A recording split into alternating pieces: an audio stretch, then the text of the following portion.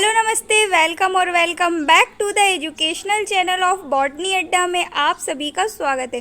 So guys, आज हम translocation के अंतर्गत लेक्चर नंबर 2 देखेंगे, जिसके अंतर्गत मैं आपको मुच्छ हाइपोथेसिस डिटेल से बताऊंगी। तो गाइज, वीडियो के एंड तक बने रहें। चलिए स्टार्ट करते हैं।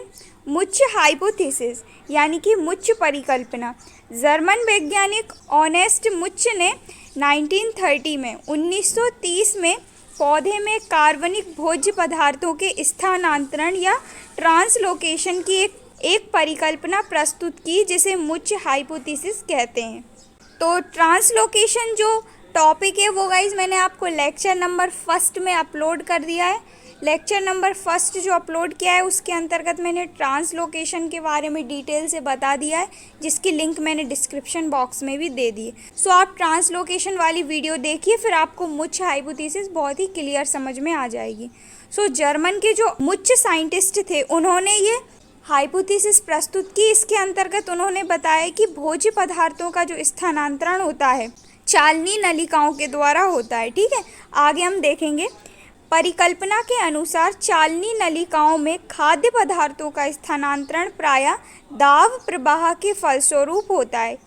दाब प्रवाह यानी कि प्रेशर फ्लो के फलस्वरूप होता है। जो कार्बनिक पदार्थ होते हैं, जो भोज्य पदार्थ होते हैं, उनका जो पौधों में स्थानांतरण होता है वो प्रायः चालनी नलिकाओं के द्वारा प्रेशर फ्लो के कारण होता है। भोज्य पदार्थों का फ्लो पत्तियों तथा जड़ों की कोशिकाओं में भिन्न भिन्न परासरण दाब के कारण होता है। पत्तियों में मीजोफिल कोशिकाओं में प्रकाश संश्लेषण के फलस्वरूप भोज्य पदार्थों का अधिक जमाव होता है, अतः इनका परासरण अधिक होता है।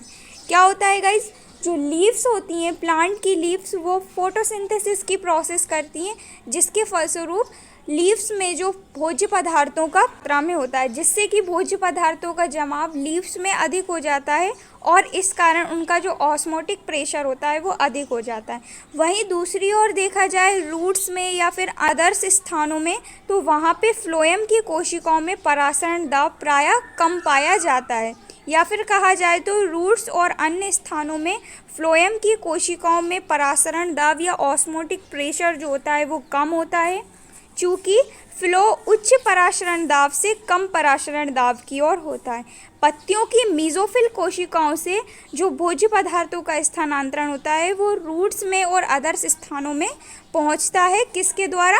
फ्लोएम की कोशिकाओं के द्वारा। यही मुच्छ हाइपोथेसिस के अंतर्गत मुच्छ नामक जो साइंटिस्ट थे उन्होंने प्रस्तुत किया और कहा कि उच्च परासरण दाब से कम परासरण दाब की ओर ये जो भोज्य पदार्थ होते हैं या फिर कार्बनिक पदार्थ होते हैं उनका फ्लो होता है।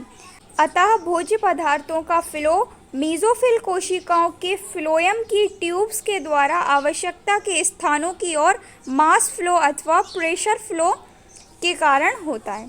ठीक है, मुच्छ जो साइंटिस्ट थे उन्होंने अपनी परिकल्पना के अंतर्गत प्रस्तुत किया कि जो भोज्य पदार्थ होते हैं या फिर जो कार्बनिक और अकार्बनिक पदार्थ होते हैं उनका जो स्थानांतरण होता है वो प्रायः मीजोफिल पत्तियों की मीजोफिल कोशिकाओं से अदर्स स्थानों में होता है, जो कि फ्लोएम की नलिकाओं के द्वारा होता है। ठीक है, यही उन्होंने अपनी परिकल्पना के थ्रू प्रस्तुत किया।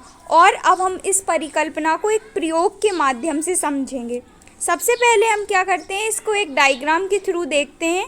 उन्होंने एक पानी से भरे वाटर के वात में 2 बल्ब रखे हुए हैं।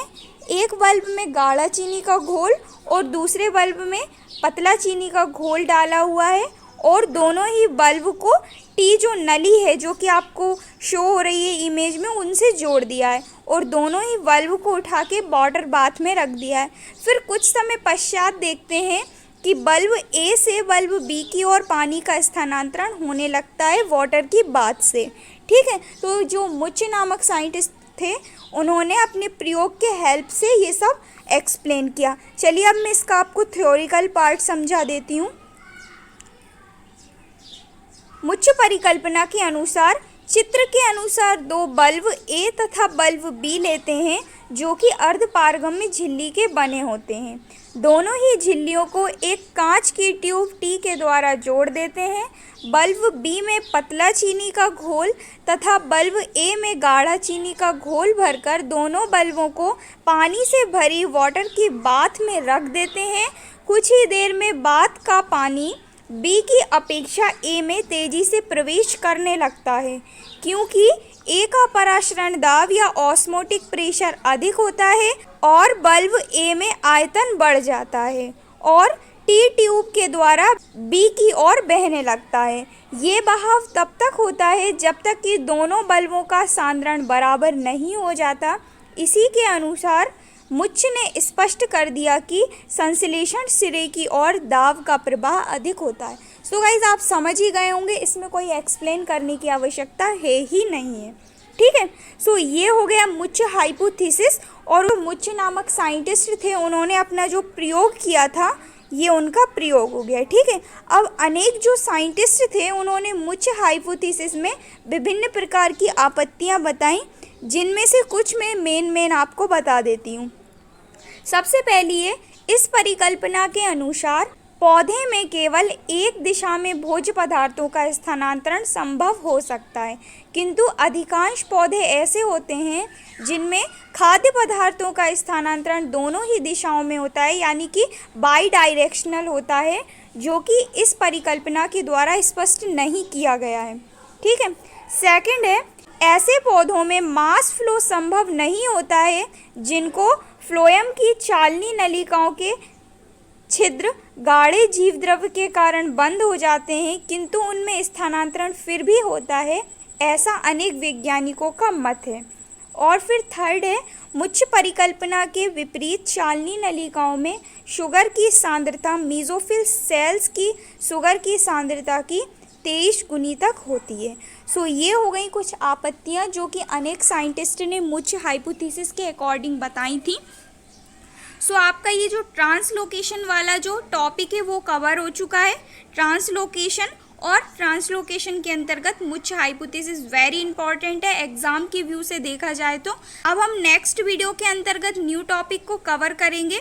सो नेक्स्ट वीडियो आपको जिस भी टॉपिक की चाहिए हो नीचे कमेंट करके आप बता सकते हैं।